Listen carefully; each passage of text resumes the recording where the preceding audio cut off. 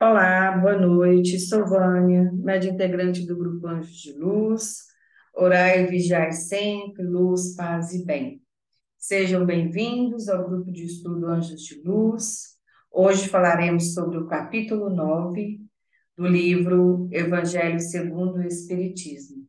O Grupo Anjos de Luz, esse estudo, né, do Grupo Anjos de Luz é realizado uma vez ao mês com o estudo do Evangelho segundo o Espiritismo. Antes de iniciarmos as nossas orações, vamos fazer 3 respirações. Feche os olhos, respire lenta e profundamente, puxando o ar pelo nariz e soltando o ar pela boca. Vamos lá? Todo mundo fazendo comigo, bem lentamente, sentindo a respiração. Vamos lá.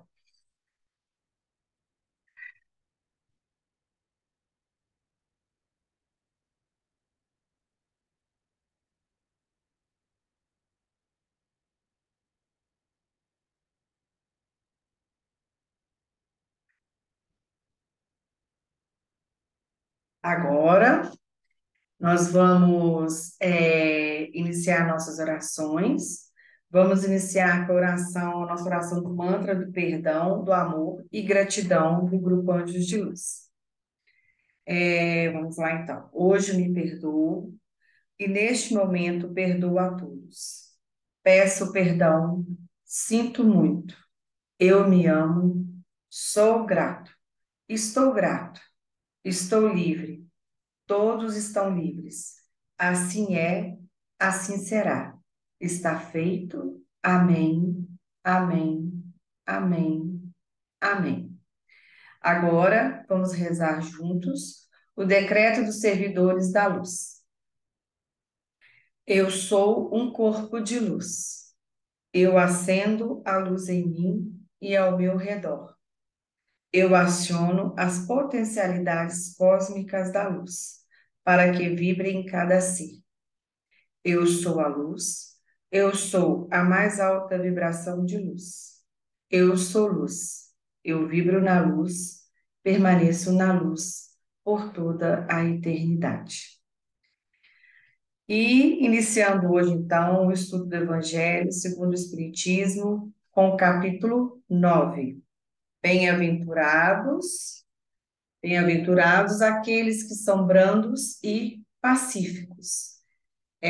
Kardec, neste capítulo, né, ele vai falar sobre injúrias e violências, instruções dos espíritos, nós vamos falar também, instruções dos espíritos, e a paciência, a obediência e a resignação. Isso tudo nós vamos falar na noite de hoje. Espero que a gente possa fazer juntos aqui, né, um estudo e que venha trazer para todos nós um grande ajuda, né, no nosso caminhar aqui no planeta Terra. Então, como disse para vocês, o capítulo 9, bem-aventurados aqueles que são brandos e pacíficos. E começamos, né, com as palavras do Evangelho de Jesus.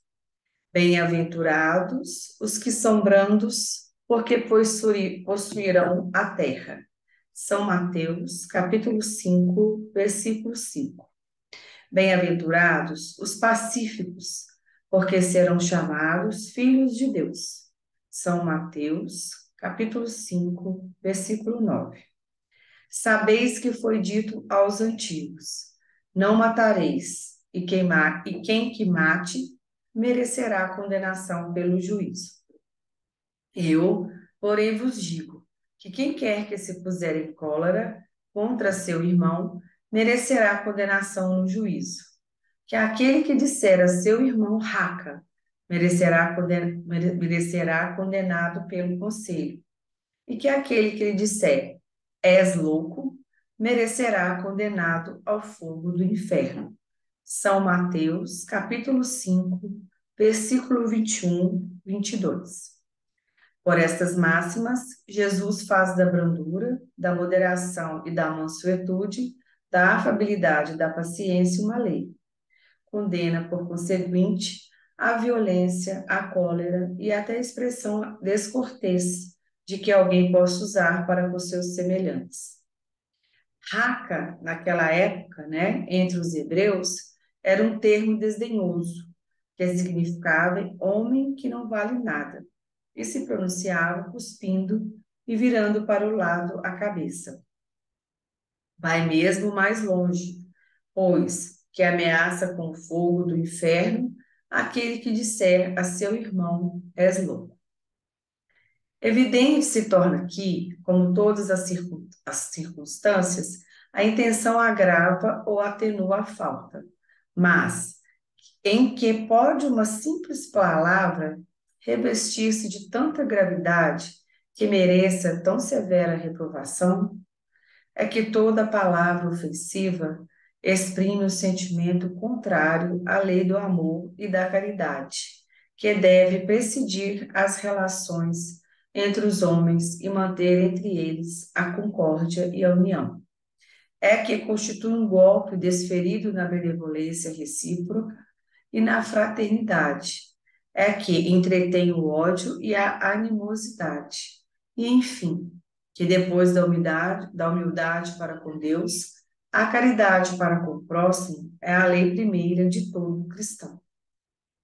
Mas, o que queria dizer Jesus por essas palavras?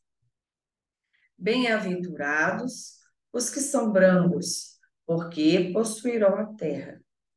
Tendo recomendado aos homens que renunciassem aos bens deste mundo e havendo-lhes prometido os do céu? Então, aguarda os bens do céu, tem o homem necessidade dos da terra para viver. Apenas o que lhe recomenda é que não se ligue a estes últimos, mais importância do que os primeiros.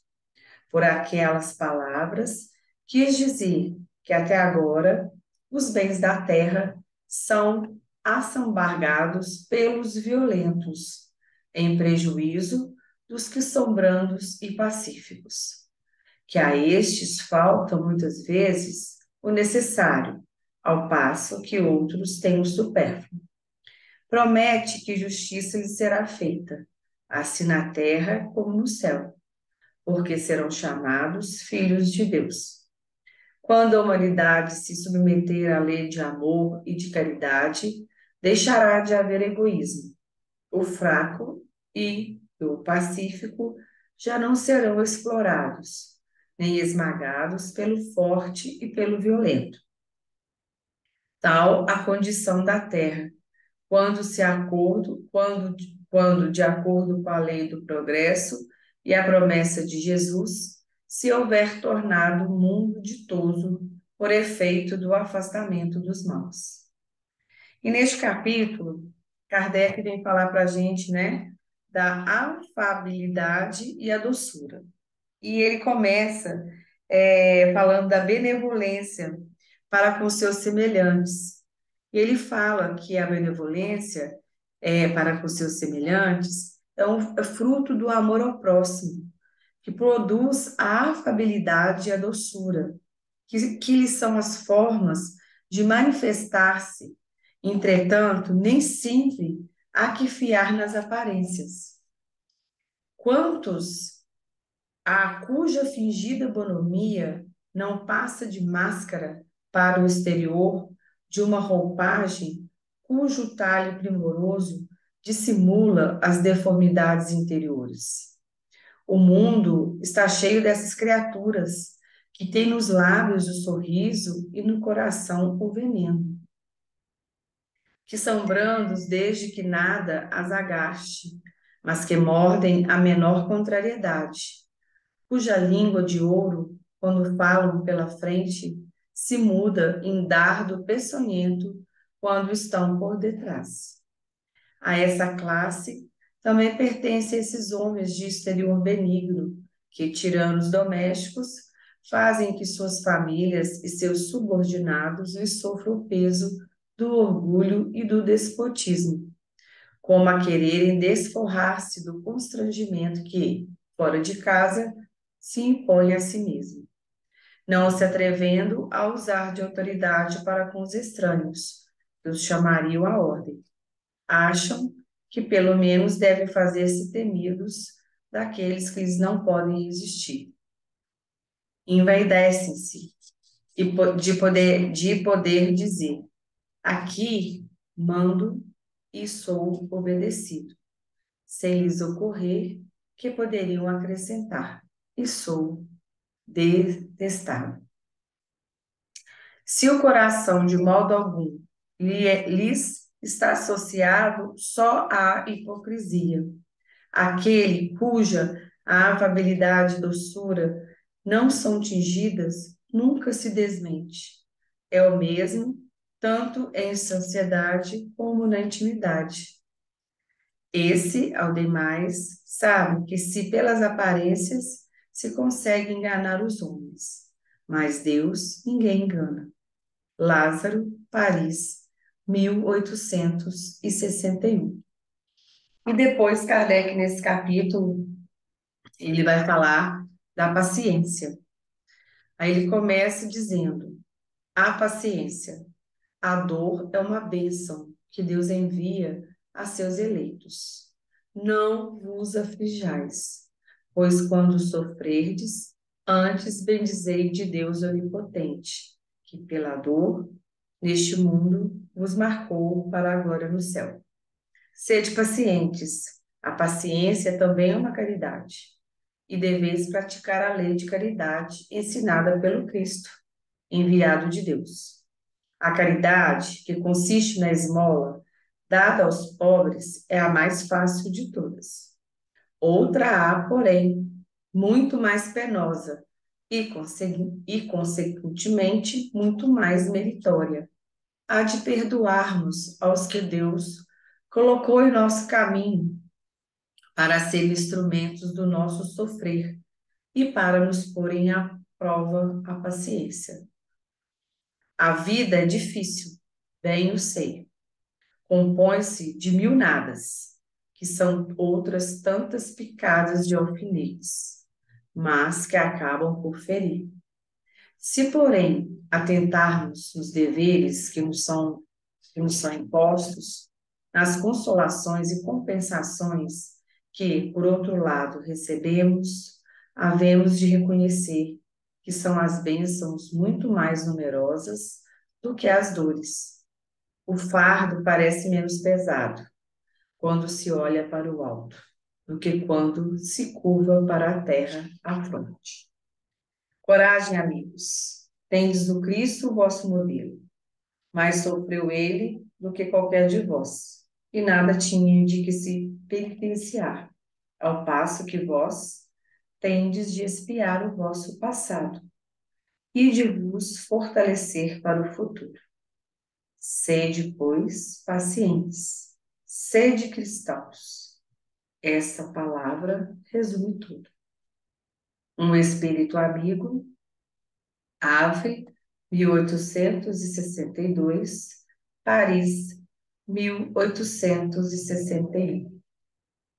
E ele também fala da obediência e da resignação, né? Neste capítulo, também ele associa a esse capítulo 9, né? E ele fala que a doutrina de Jesus ensina todos os seus pontos, a obediência e a resignação, duas virtudes companheiras da doçura e muito ativas, se bem os homens erradamente as confundam com a negação do sentimento e da vontade. A obediência é o consentimento da razão.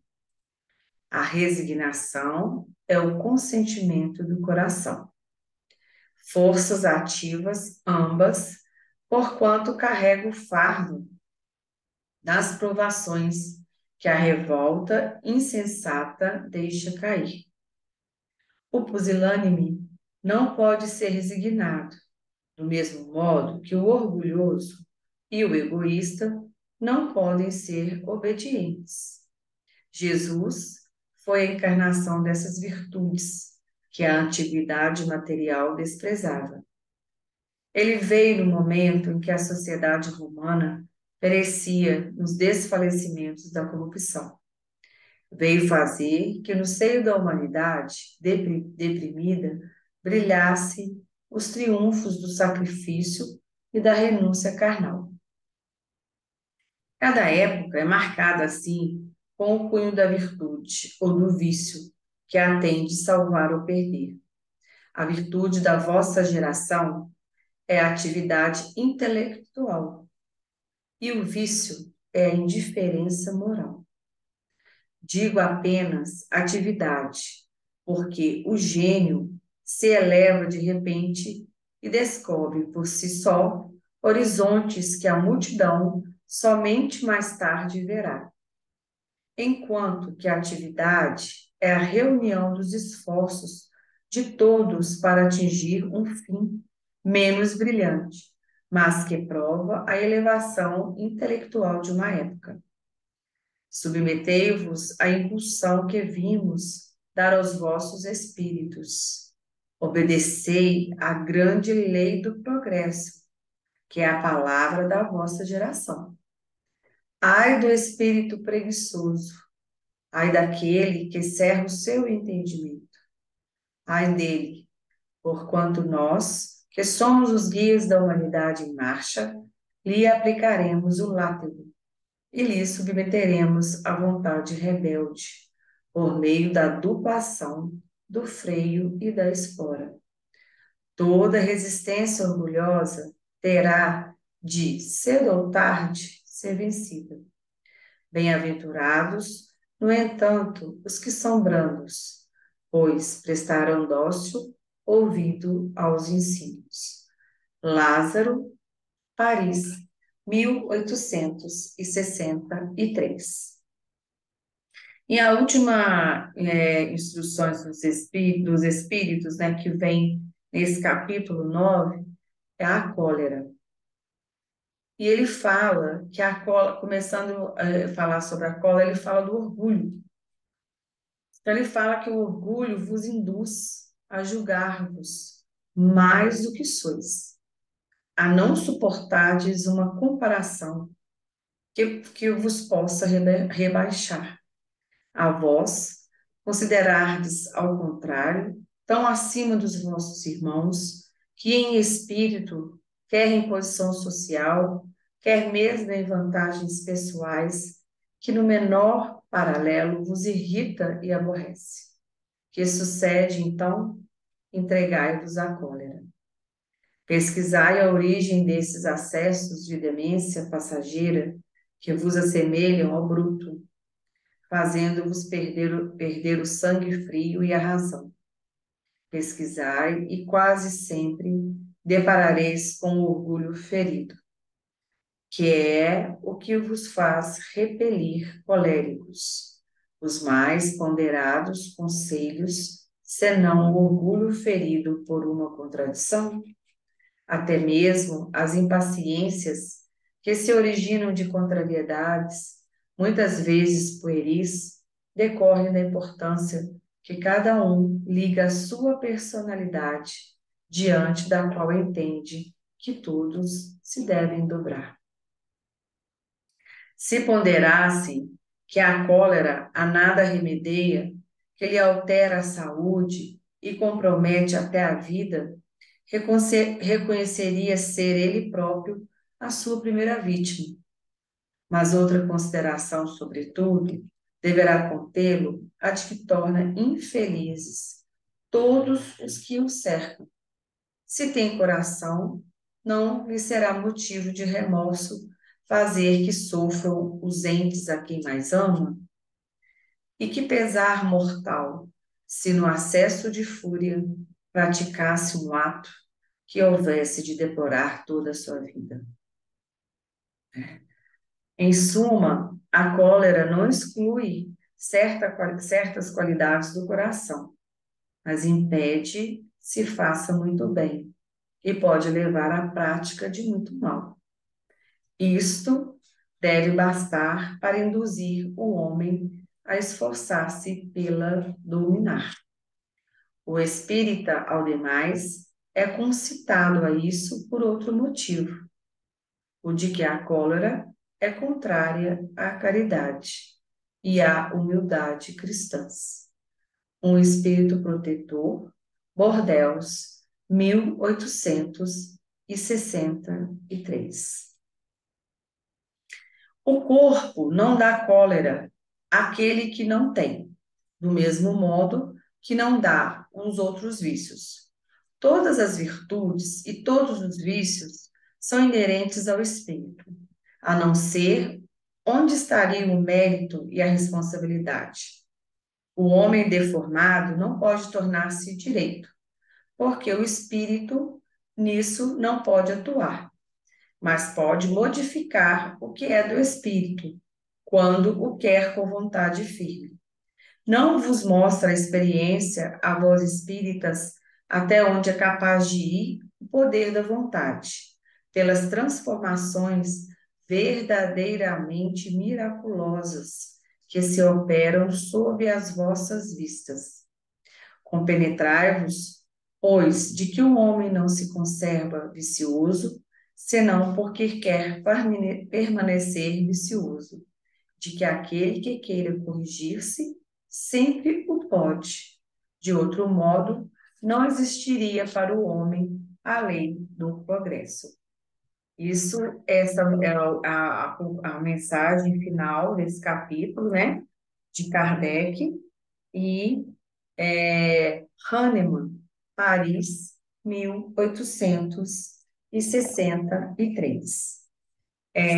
Neste capítulo, então, Kardec fala sobre muito, né, sobre a necessidade da nossa reforma íntima, da necessidade de pararmos para pensar como que nós podemos progredir nesse mundo, né, sabendo de todas as dificuldades que nós temos, né, exaltando aí a paciência, né, que nós precisamos de ter, a doçura, a obediência, a resignação, e realmente é um capítulo que nos leva a refletir muito como que nossa reforma íntima nos ajuda a trilhar, né, nosso caminho aqui no planeta Terra, nesse mundo onde nós estamos vivendo.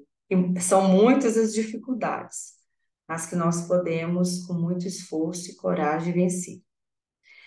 Então, essa é a nossa aula de hoje. No próximo mês, iniciaremos com o capítulo 10. Bem-aventurados aqueles que são misericordiosos, né? Agradeço muito a oportunidade, agradeço a Deus, ao Cristo, a equipe médica do Grande Coração de Astéria, representado por Dr. Helmut, mentor do Grupo Anjos de Luz, e a todos vocês que participaram. Sintam-se abraçados e até o próximo mês. Orai e vigiai sempre, luz, paz e bem. Eu agradeço mais uma vez, com gratidão, a oportunidade. Boa noite a todos. Um grande abraço e até o próximo estudo.